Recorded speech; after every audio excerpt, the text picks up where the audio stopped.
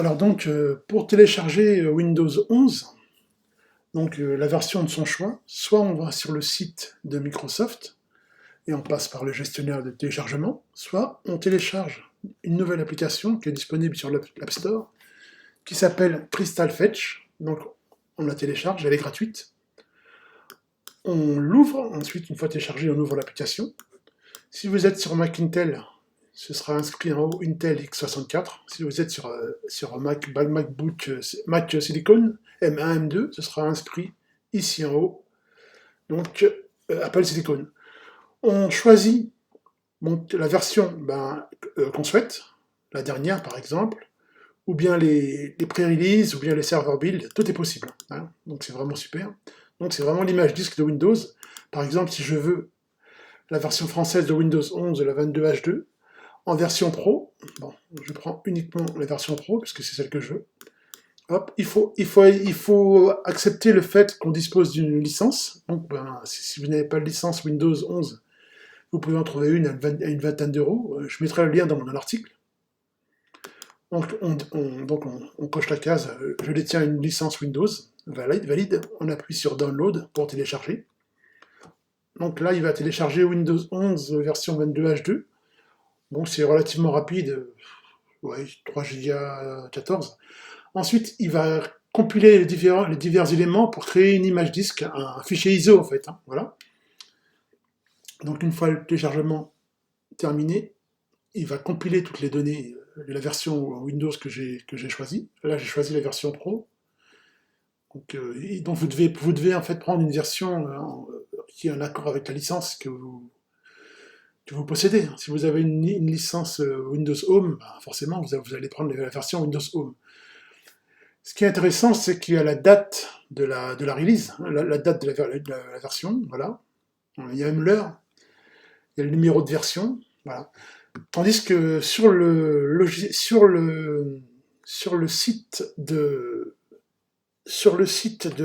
Microsoft, c'est beaucoup moins souple. La page le chargement, c'est beaucoup moins souple la façon de procéder. Là, c'est directement une application qui est sous Mac et qui vraiment permet de télécharger le bon fichier ISO. Avec ce fichier ISO, vous allez pouvoir installer sur un Mac Intel Windows en dual boot, donc d'un côté Windows, d'un côté Mac. Je mettrai le lien aussi dans l'article. Ou bien vous allez pouvoir installer Windows 10 ou Windows 11, donc c'est comme vous voulez, en virtualisation, soit avec Parallel Desktop, avec VirtualBox, avec VMware, bon voilà, installer Windows sur MacBook Air M1, MacBook Air M2, MacBook Pro M1, MacBook Pro M2, à partir du UTM par exemple, UTM Virtual Body, donc virtualisation. J'ai aussi les différents liens dans, dans les articles sur Mac.net. Vous allez trouver divers tutos pour installer Windows 11 sur Mac Intel et Windows 11 sur Mac Apple Silicon. Ça peut toujours servir. Donc voilà, donc c'est un fichier ISO, un fichier d'installation de Windows qui vous permet vraiment de faire pléthore de choses en fait. Il n'y a pas de souci. Donc là, il a fini de télécharger le fichier ISO, il est en train de compiler les divers éléments et en faire une seule archive. Donc voilà, il faut patienter un petit peu. Ouais, c'est relativement rapide en général. Je pense compter 5-6 minutes maximum. Voilà. Voilà. Donc, ça télécharge. Lorsqu'il aura terminé de compiler toutes les données et de les regrouper sous une seule archive, il va vous demander à quel endroit vous voulez récupérer le fichier, donc le fichier de destination. Donc là, on n'en est pas encore là, ça va pas tarder. 22%. Donc c'est un outil qui est pas trop mal, je trouve.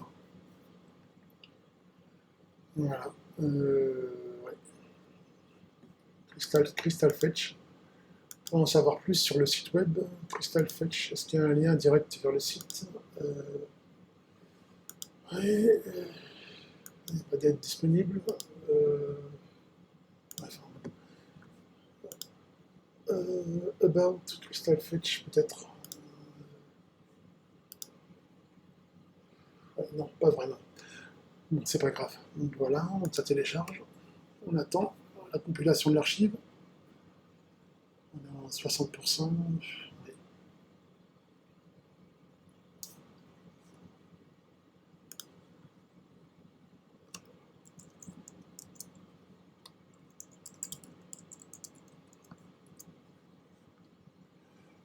Il n'y a pas trop, non, il n'y a pas de data par rapport au site. Ok, c'est pas très grave. Donc c'est presque achevé là. On va atteindre les 90%. Donc moi j'aime bien ce côté pratique, parce qu'en fait on choisit vraiment la build, la distribution de Windows qu'on veut. Donc on peut remonter très loin. Hein. Si vous avez aimé telle ou telle version de Windows 11, vous la jugez stable plus qu'une autre, voilà. Voilà, donc c'est vraiment, c'est assez génial, je trouve. Que ce soit sous Mac Intel ou bien sous Mac Silicon. Dans les deux cas, je trouve ça assez pratique. Puis ensuite, donc là il finit, lorsque vous êtes sur votre Mac Intel, vous êtes sûr d'installer la dernière version de Windows 11 dans votre dual boot. Alors, ce qui évite voilà, de mettre à jour après une version trop ancienne. Lorsqu'on veut lancer l'assistant Clamp, voilà. Ensuite, vous cliquerez sur Continuer. Donc là, on attend d'abord la fin du download. Voilà. Là, il nous demande où on veut sauver l'archive. On choisit le dossier téléchargement, donc celui-ci, Download. On dit More. Hop, l'archive, elle est prête. On peut quitter Crystal Fetch.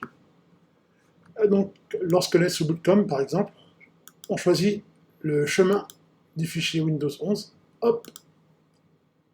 Hop. Et là, on peut installer son dual boot Windows 11 avec la dernière version, en toute facilité.